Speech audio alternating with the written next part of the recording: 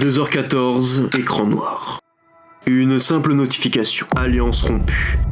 Vous n'êtes même pas connecté, et pourtant, votre monde vient de basculer.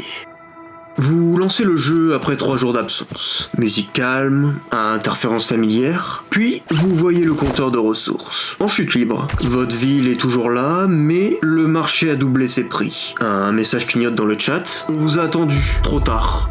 Vous ouvrez la carte, vos frontières ont reculé. Un allié a même changé de camp. Un voisin a profité de votre silence. Rien ne s'est arrêté. Tout a continué sans vous. On appelle ça un univers persistant. En gros, le serveur ne se met jamais en pause. La règle, c'est que le temps du jeu égale le temps réel.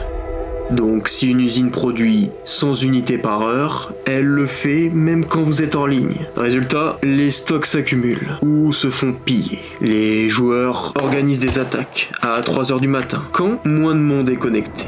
L'économie fluctue selon l'offre et la demande. Un simple accord signé dans un vocal peut renverser une région entière. Regardez bien, ce n'est pas un scénario écrit, ce sont des centaines de décisions humaines en direct, pendant votre absence.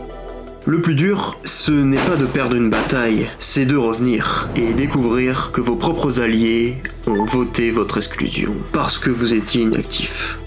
Un message privé, envoyé la veille, on ne peut plus le protéger.